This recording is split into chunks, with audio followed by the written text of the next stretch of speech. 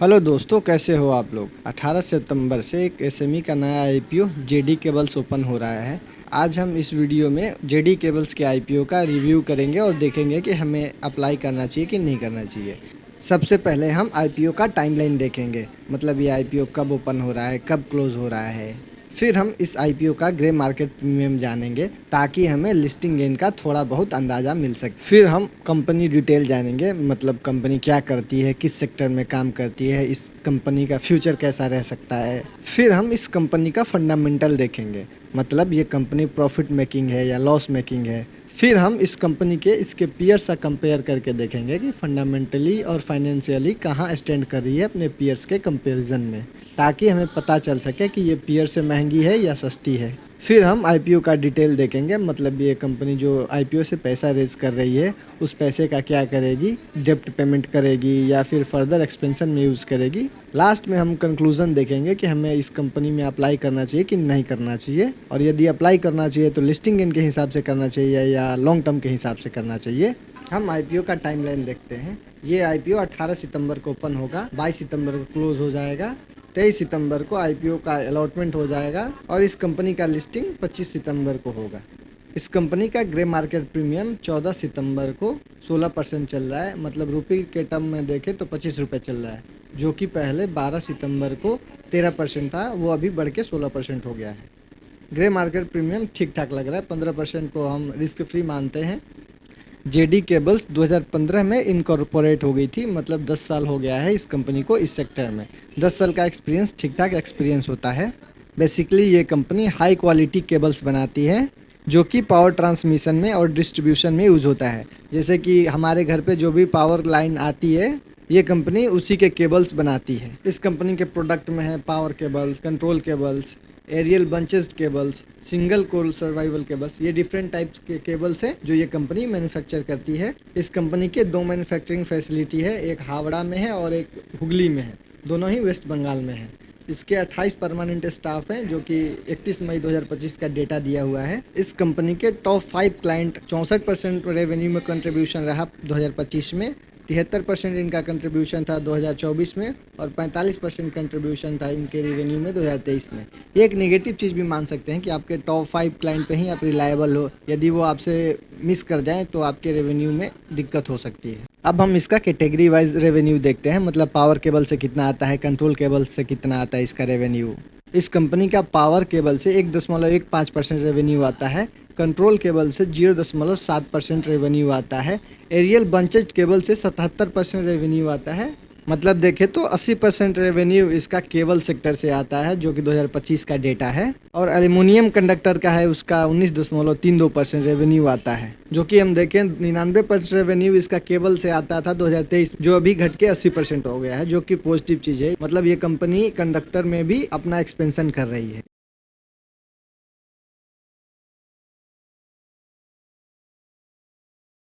जो कि 2023 में 90% प्राइवेट से और 10% सरकारी सेक्टर से भी इसका रेवेन्यू आता था। एरियल बंचेस केबल से इसका जो 70% रेवेन्यू आता था। एरियल बंचेस केबल बेसिकली ये इंसुलेटेड केबल्स होते हैं जो हमारे घर तक पावर ट्रांसमिशन के लिए आता है। अब हम इस कंपनी का फाइनेंशियल देखते हैं। एसेट्स की बात करें तो 2023 में 17.89 करोड़ का एसेट्स था, जो कि 2025 में बढ़ के 115.23 का हो गया। ये लगभग 6.5 गुना की बढ़ोतरी हुई। टोटल इनकम में भी बढ़ोतरी हुई है, जो कि 2023 में 40 करोड़ का था, वो बढ़ के 250 करोड़ हो गया है 2025 में। लगभग टोटल इनकम में भी 6 गुने की बढ़ोतरी हुई है। प्रॉफिट आफ्टर टैक्स की बात करें तो 2023 में 0.32 था, अब भी बढ़ के 22.15 करोड़ हो गया है। इबिडा में भी बढ़ोतरी हुई है। नेटवर्थ भी इसका कंपनी का बढ़ा है। रिजर्व की बात करें तो 2023 में 1.15 करोड़ का रिजर्व था, जो भी बढ़ के 29.93 करोड़ का हो गया है। टोटल बोरोइंग की बात करें तो 2023 में 3.8 करोड़ का बोरोइंग था, जो अभी 2025 में बढ़ के 45.91 करोड़ का हो गया है। रेवेन्यू में 149% की बढ़ोतरी हुई है 2024 से 25 में, और प्रॉफिट आफ्टर टैक्स में 384% की बढ़ोतरी हुई है पिछले साल से इस साल में। इस कंपनी का मार्केट कैप 342 करोड़ का है। आरओई की बात करें तो 117 है, जो कि बहुत बढ़िया है। आरओसी की बात करें तो 43 है, ये भी एक पॉजिटिव चीज़ है। आरओसी और आरओई इसका बहुत बढ़िया है। डेब्ट टू इक्विटी की बात करें तो 1.53 का है। डेब्ट इक्विटी इस कंपनी का थोड़ा ज़्यादा है, जो कि हम 0.5 को ठीक ठाक मानते हैं। रिटर्न ऑन नेटवर्थ की बात करें तो इसका 73 का है और प्रॉफिट मार्जिन 8% का है। EBITDA की बात करें तो 13% का मार्जिन है। प्राइस टू बुक वैल्यू 8.39 का है। अर्निंग पर शेयर इस कंपनी का पोस्ट IPO 9.8 का हो जाएगा और प्राइस टू अर्निंग 15.47 का हो जाएगा। अब हम इस कंपनी का इसके पीयर से कंपेयर करके देखते हैं कि ये कहाँ स्टैंड कर रही है। रेवेन्यू ग्रोथ की बात करें तो इसके अपने पीयर से ज़्यादा का ग्रोथ हुआ है 2024 और 2025 में। EBITDA मार्जिन भी अपने पीयर से सही है इसका। प्रॉफिट मार्जिन की बात करें तो 8.8 है इस कंपनी का, जो कि इसके पीयर्स का 6.3 है, जो कि पॉजिटिव चीज़ है। रिटर्न ऑन इक्विटी भी अपने पीयर से इसका ज़्यादा है और ROCE भी अपने पीयर से इसका ज़्यादा है। डेब्ट टू इक्विटी की बात करें तो इसका 1.5 का है, जो कि इसके पीयर्स का 0.16 है।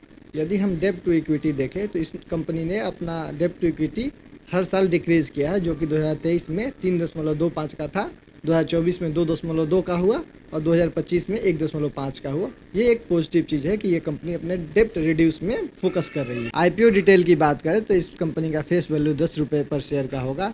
इशू बैंड 144 से लेके 152 रुपये पर शेयर का होगा। मिनिमम लॉट साइज 800 शेयर का होगा और sale type offer for sale और फ्रेश इशू दोनों है। टोटल IPO का साइज लगभग 96 करोड़ का है, जिसमें फ्रेश इशू 80 करोड़ का है। ये कंपनी BSE पे लिस्ट होगी। अब हम IPO रिजर्वेशन की बात करें तो QIB के लिए इस कंपनी ने 47% रिजर्व रखा है। NII के लिए इस कंपनी ने 14% रिजर्व रखा है और रिटेलर को ये 33% शेयर ऑफर कर रहे हैं अप्लाई करने के लिए। लॉट साइज़ की बात करें तो रिटेलर मिनिमम 2 लॉट यानी कि 1600 शेयर के लिए अप्लाई कर सकते हैं, जिसका वैल्यू होगा 2,43,200 रुपये। स्मॉल HNI मिनिमम 3 लॉट के लिए अप्लाई कर सकते हैं, जो कि 2400 शेयर का होगा और बिग HNI 9 लॉट यानी कि 7200 शेयर के लिए अप्लाई कर सकते हैं, जिसका वैल्यू होगा 10,94,400 रुपये।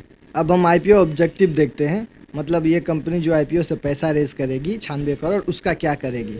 45 करोड़ का इस्तेमाल कैपिटल रिक्वायरमेंट में ये कंपनी यूज़ करेगी। 26 करोड़ का इस्तेमाल ये कंपनी अपने डेप्ट पेमेंट में यूज़ करे, जो कि पॉजिटिव चीज़ है। इस कंपनी का डेप्ट हमने देखा 1.5 का डेप्ट टू इक्विटी रेशियो था।